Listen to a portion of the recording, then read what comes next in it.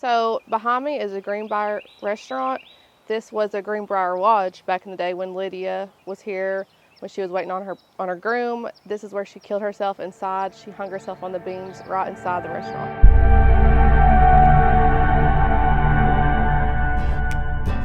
Just off of Gatlinburg's main drag, and after a couple of twists and turns, you'll pull up to the Greenbrier. On the day of their wedding, she went to the altar and he never showed. Well, she was heartbroken. She came back to the lodge. Even though the couple is long gone, people can sometimes still see and hear Lydia. I've even had some customers say they saw a woman on the stairs and they'll turn around and there's nobody there.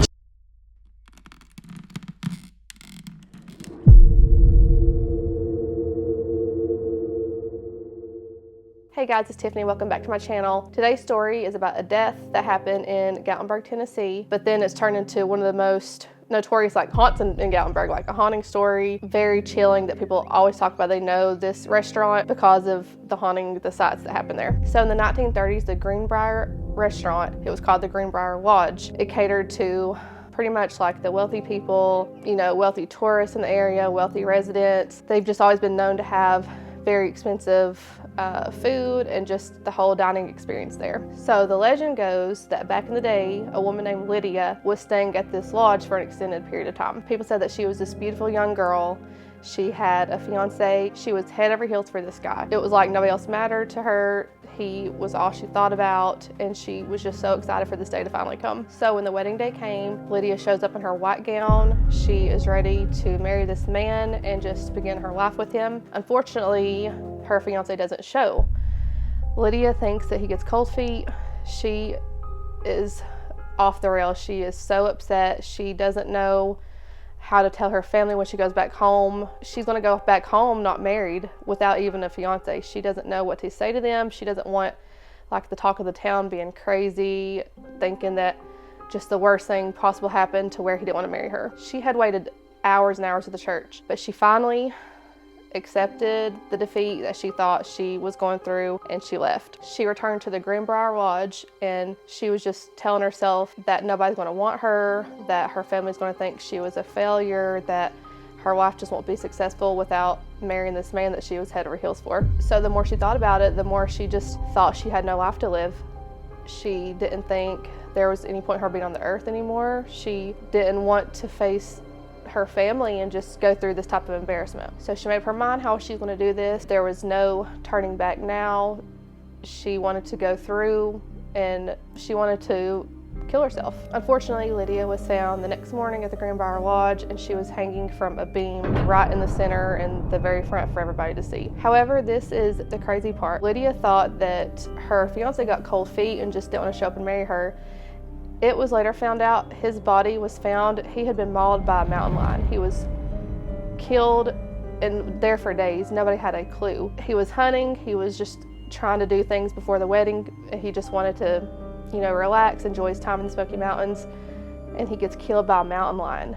And, Lydia is over here thinking that he wanted nothing to do with her. Years after this, Lydia began to haunt the Greenbrier Lodge, and also they had buried Lydia in an unmarked grave. People say that the man that was watching the cemetery, the grave at night, that Lydia would always just taunt him, do things to him to where he was miserable, that he wouldn't even want to go to work that night. He said he heard something that Lydia had told him that she wanted a marked grave. So one night he went and marked the grave, and ever since then she didn't bother him anymore, so he thinks that that's what that was. But the thing is where she was a Christian and things, they didn't want to put the cause of death on the marker just because they said it wouldn't be a proper Christian burial. So nowadays, the Greenbrier Lodge is now the Greenbrier Restaurant. People still go to this place. People say that they hear her, they see her. The staff say they have food that just gets thrown right off of the counters. And they say not to be shy in asking these people and the workers, the staff,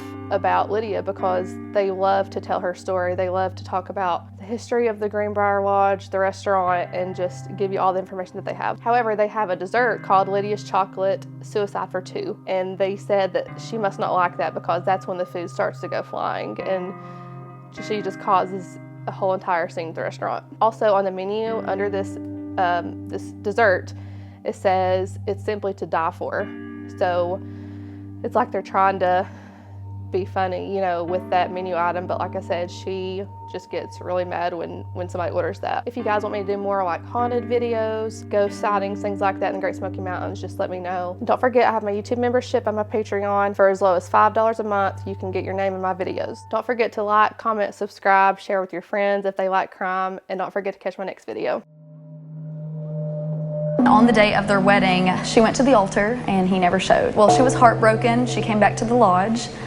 She took a rope upstairs to the second floor and then threw it over the beam right here and hung herself. You can see a little rope burn right through the middle. Lydia thought she was stood up. In reality, her fiance just couldn't get there. A couple days later, he was actually found to be mauled by an animal. Even though the couple is long gone, people can sometimes still see and hear Lydia. Her cries were heard, especially workers when they were working on the building. I've even had some customers say they saw a woman on the stairs and they'll turn around and there's nobody there. Just recently, a medium delivered a strong message from Lydia to those in charge. She was like, well, the beam. And we were like, yeah. And she was like, she's not a fan.